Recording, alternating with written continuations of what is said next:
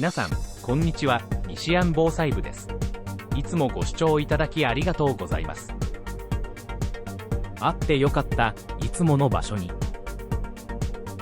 このチャンネルでは、三峡ダムの最新情報と中国を念頭に気になるニュースを詳しく解説しています。今回は2週間ぶりに三峡ダムの最新衛星画像が出てきた件についてじっくりネチネチお話ししたいと思います。短い動画ではありますが、お付き合いのほどよろしくお願いします。6月30日、地上波では全く伝えられない三峡ダムの現況です。長江水利委員会によると、深夜0時の時点でダムの水位は148メートル21でした。2日前と比べると33センチの上げで再び148メートル台に。今月24日以降、上昇に転じており、おそらく今後もさらに増えるでしょう。ダムの貯水側から見ると、水位はこの辺りではないかと思われます。昨日の朝9時の時点で、上流の観測所の流入量は毎秒1万9000立方メートル、三峡ダムの流入量は毎秒2万3500立方メートルでした。差分については毎秒4500立方メートル。おとといと比べて、上流の寸単観測所はプラスの300、三峡ダムもプラス1100に。ここのところ、両地点ともに増加傾向が続いています。なお、長江の最上流の金沙江にある巨大4電ダムのうち、高架波ダムの放流量は昨日の朝8時の時点、毎秒6000立方メートル。前回と比べてわずかに増えて、ついに6000の大台に。半月前には2000だ3000だと言っていましたから、かなり放流量が増えていますね。一方、深夜0時の三峡ダムの放流量は毎秒24900立方メートル。単純に割り算をすると 80% の発電状況で26基前後の発電用タービンが稼働中と推測されます。2日前と比べると大幅に増やしている模様です。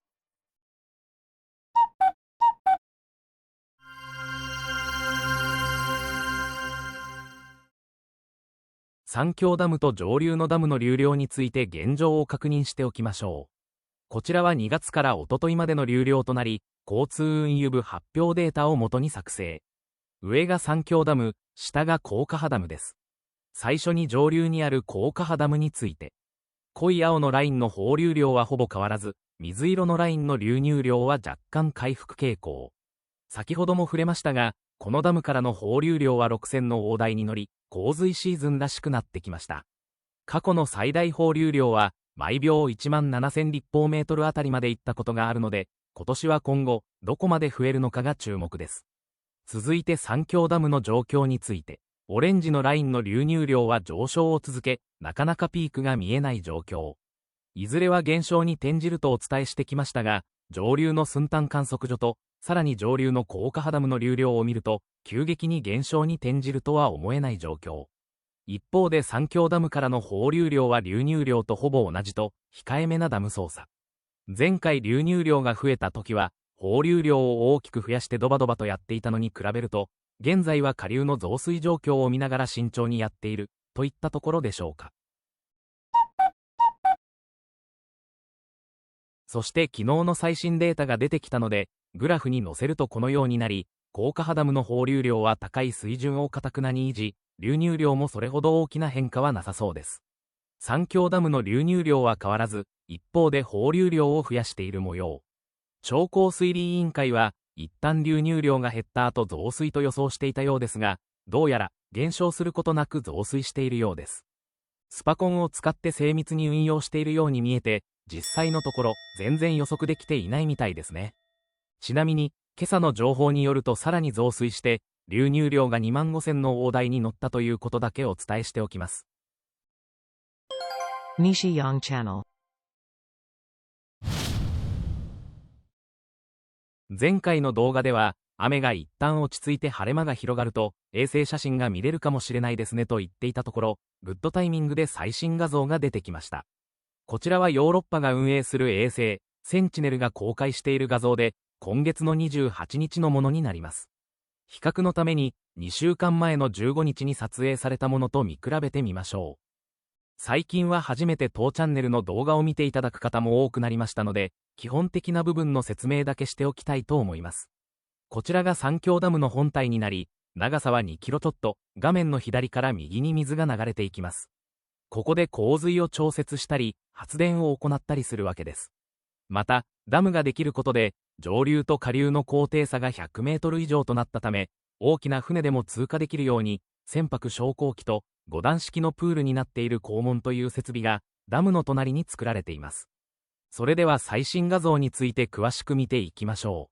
う。まずはダムの下流側について、左右に設置されている水力発電設備からの放水の跡が衛星画像から見て取れます。一方で中央の洪水調節用のゲートは閉じたまま。ここは年に1回か2回開くか開かないかの水門。こちらは AI で生成したイメージ映像になります。去年使われたのは一度だけなのですが、直近の上流の流量増加具合を見ていると、ご開帳となる可能性もあり、期待したいと思います。もし当たったら、褒めてください。そして、今回一番変化したと言えるのは上流側、つまり貯水側です。2週間前にはなかった細長い部分。これは、ダムの建設当時に使われていた仮の締め切り包みで、ダムの水位が最低ライン近くまで下がった時にだけ見ることができます。6月15日付近の水位は151メートル、28日は147メートルですから、4メートルほどの差。それだけ水位が下がったことで、水の下に隠れていた仮の包みが現れたわけです。画面左上の半島の先も大きくなっていることから、それなりに水位低下したということが言えるでしょう。あと、先日新しい肛門建設が正式着工となったここの部分。あちらの15時5カ年計画で決められたビッグプロジェクトの一つで、総額 1.5 兆円をかけて新肛門を作るらしいのですが、雨季に入ったのでなかなか工事は進んでいない模様。ただ、ちょうど1年前の写真と見比べると、準備工事がかなり進んでいることがわかります。今の肛門と同じ規模のものと、前後に導水路を足すと7キロ弱の予定。9年近くかかる大工事ですから、こちらについては気長にじっくり監視していきたいと思います。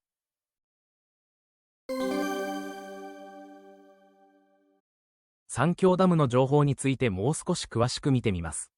湖南省水門局が発表している1時間ごとのグラフによると、基本的には電力需要に合わせてピークを迎える運用となっていますが、直近では少しその波形が乱れて、放流を増やしているようです。緑のラインの流入量はここのところじわじわと増えて、気がつけば毎秒25000立方メートルあたり、過去1ヶ月で最も高い水準に。赤い矢印のところはまとまった雨が降った時に見られる特徴なのですが、今回は一気に増水というよりかは、じわじわ増えている印象です。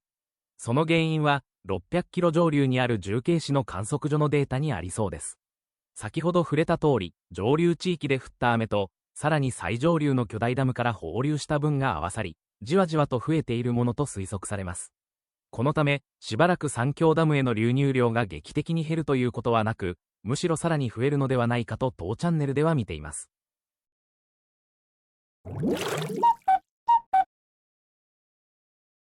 天気予報サービスのウィンディで24時間の実績を見てみます。こちらは昨日の午後1時までの気象レーダーの様子。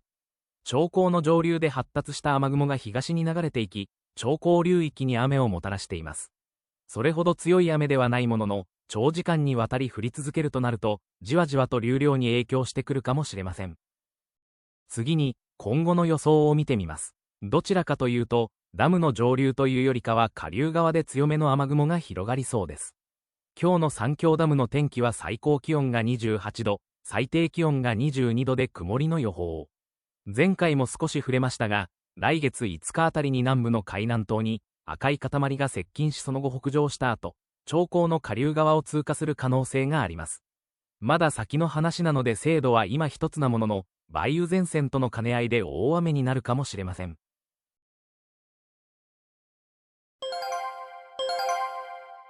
番組の途中ですが、ここで臨時ニュースです。終始の中国サッカードリームトーク、代表低迷、スポンサー減少、締め付けは逆効果、産経新聞が伝えています。サッカーファンを自認する中国の習近平国家主席は、国家副主席だった2011年、男子ワールドカップをめぐる3つの願いを語った。02年以来となる本戦出場と、ワールドカップの中国開催、そして優勝だ。しかし終始肝入りの国家プロジェクトとして、選手育成と環境整備を進めてきたにもかかわらず、15年後の現在もそれらの中国夢、チャイナドリームが実現する見通しは立たない。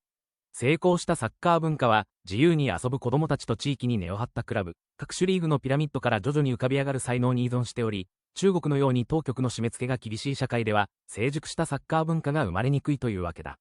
以上、習氏の中国サッカードリームトーク、代表低迷、スポンサー減少、締め付けは逆効果についてお伝えしました。西安チャンネルです。今のニュースについて少しだけ。あちらのトップがサッカー好きというのは有名な話ですが、その現実は残酷です。今回のワールドカップではアジア枠が 8.5 に拡大されたにもかかわらず、中国は本大会に出場できませんでした。しかも、そのアジア勢も9カ国中、決勝トーナメントに進めたのはわずか2カ国。やはり世界との差は大きいと感じたことでしょう。その中で、日本とオーストラリアは別格。厳しいグループリーグを戦い抜き、しっかり次のステージへ進みました。この動画を作っている時点で、日本とブラジルの結果はまだわかりません。ただ、相手のブラジルも、かつての日本ではないことは十分わかっているはず。一方、中国がワールドカップの本大会に出て、さらに優勝するというのは、現状ではかなり無理のある話でしょう。よく団体競技が苦手だと言われることもありますが、国が強く管理する社会では、自由な発想や地域に根ざしたスポーツ文化が育つはずがありません。スポンサー企業としてはワールドカップで存在感を見せているあちらさんですが、ズタボロ経済の中、次の大会はどうなっているか、興味深いところです。このチャンネルは日本で唯一定期的に中国三峡ダムの情報をお伝えしています。決壊だ崩壊だ大変だという煽り文句とは距離を置き、データを中心に現況を共有。三峡ダムだけでなく、他の国のニュースを合わせて発信しています。ご興味のある方はこの機会にぜひチャンネル登録をお願いします。また、意図せずにチャンネル登録が外れていたという話もあるようなので、今一度登録をご確認いただければ幸いです。日本の気象状況について確認します。こちらは、今朝7時までの6時間のレーダーの実績。大陸から流れてくる雨雲が、九州地方にかかり始めています。ニュースによると、昨日沖縄地方では梅雨明けしたとみられると発表がありました。今日は九州では降水確率が高めですが、その他の地域では低めのようです。今月、各地で降水量が平年より多くなっており、この感じだとまた雨になるかもしれないですね。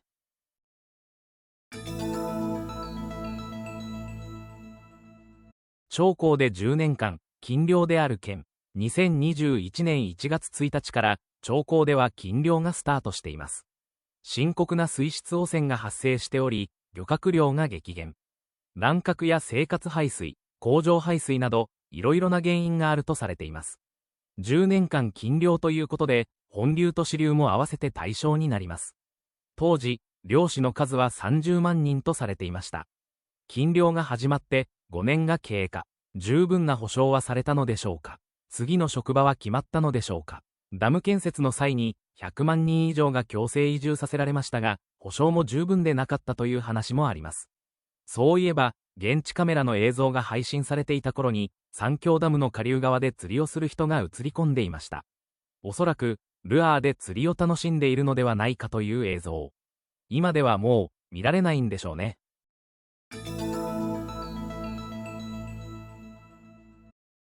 今回は、三峡ダムの運用について、流入量の上昇傾向が続いている中、放流量は控えめ、ダムの水位は上昇傾向になっている件をお話ししました。最上流のダムの流量は高い水準のまま、おそらく2つのダムともに、しばらく今の状況が続くものと思われます。ひょっとしたら洪水調節用のゲートが近々オープンになるかもしれません。前線が再び長江流域に停滞することで、長江の中下流で大雨になる予想が発表されています。来月の初旬までまとまった雨になりそうなので、引き続き見守っていきたいと思います。ここまでご視聴いただき、ありがとうございます。この動画が良かったと思われましたら、グッドボタンを。ああも一つやなと思われましたら、バッドボタンをお願いします。YouTube の仕組み的に、グッドでもバッドでもアクションがあるのが良しとされるようです。お手数ではありますが、どちらでも結構ですので、一手間いただけると幸いです。引き続き、最新情報をお伝えしていきますので、チャンネル登録もよろしくお願いします。